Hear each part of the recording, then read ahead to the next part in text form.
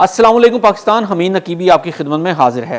ناظرین، ایشیا کے آسمانوں میں پچھلے چند ماہ سے خاموش مگر خطرناک کھیل جاری ہے۔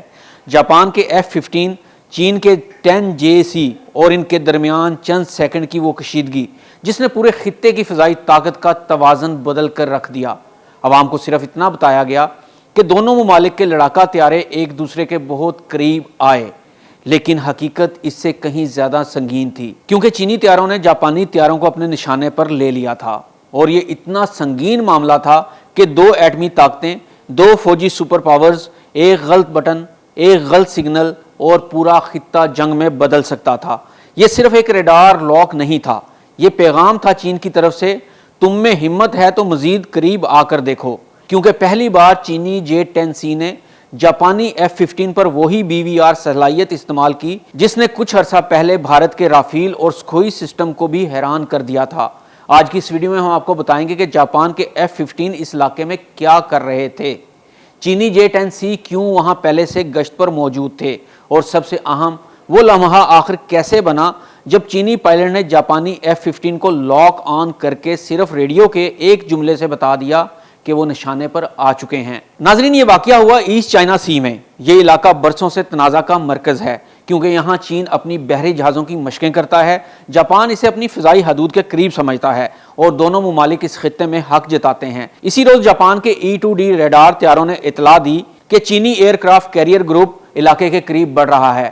بس پھر کیا تھا، جاپان نے فاصلہ برقرار رکھنے اور نگرانی کے لیے اپنے F-15J ایگل طیارے فضا میں بھیج دیے۔ جاپانی طیارے اپنی فضائی حدود کے باہر نہیں تھے، لیکن چینی جنگی مشقوں کے انتہائی قریب ضرور پہنچ چکے تھے، اور یہی وہ لمحہ تھا جب فضائی ماحول انتہائی خطرناک ہو گیا۔ چین کا سب سے بڑا ایئر کرافٹ کیریئر شینڈونگ اس وقت علاقے میں نیول ایکسرسائز کر رہا تھا۔ اس کے ساتھ J-15 جنگی طیارے، خطرناک میزائلوں سے لیس نیوی کے بحری بیڑے، ایڈوانس ریڈار سسٹمز بھی موجود تھے۔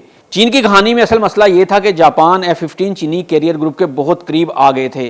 چین ایسے کسی بھی طیارے کو ممکنہ خطرہ سمجھتا ہے، کیونکہ F-15 کی رفتار زیادہ ہے، وہ BVR میزائل لے کر اڑ رہا تھا، اسے دشمن کی مشقوں پر مہلک معلومات اکٹھی کرنے کے لیے استعمال کیا جاتا ہے۔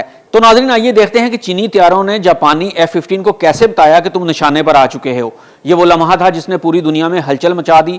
چینی J-10C نے جاپانی F-15 کو دو طریقوں سے خبردار کیا۔ نمبر 1، فائر کنٹرول ریڈار آن کر دیا۔ یہ وہ خطرناک سٹیج ہے جہاں پائلٹ کو اپنے سسٹم پر ایک الارم سنائی دیتا ہے، میزائل لاک۔ یہ سیدھا پیغام ہوتا ہے، اگر ہم نے بٹن دبا دیا تو تم فضا میں موجود نہیں رہو گے۔ یہ نہ فائر تھا نہ میزائل، لیکن یہ جنگ کے بالکل ایک قدم پہلے والا اشارہ تھا۔ نمبر 2، ریڈیو فریکوینسی پر وارننگ کال۔ چینی پائلٹ نے مختصر الفاظ میں اعلان کیا، "You are entering the exercise zone. Move away immediately. You are entering the exercise zone.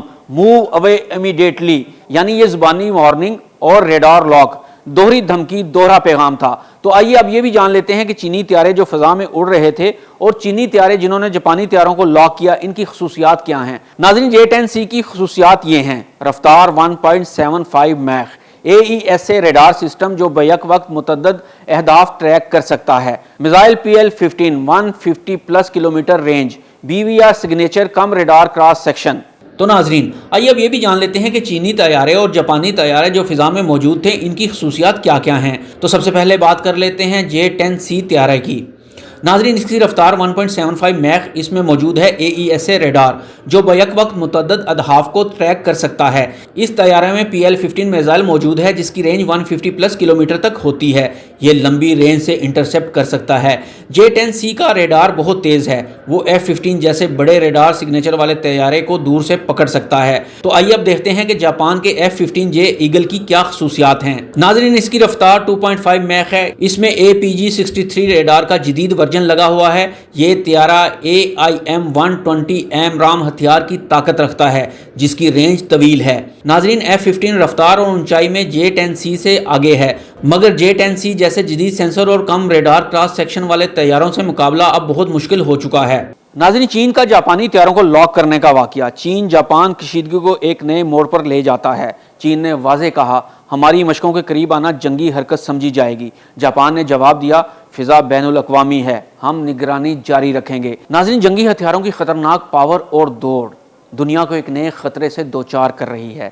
حالات کا تقاضا یہ ہے کہ تمام مسائل کا حل فضا میں یا زمینی جنگ میں لڑ کر نہیں نکالا جا سکتا، ہر معاملے کا بالآخر حل صرف اور صرف ڈائلاگ اور ٹیبل پر ہی موجود ہوتا ہے۔ حمید نقیبی کو اجازت دیجیے، اللہ حافظ۔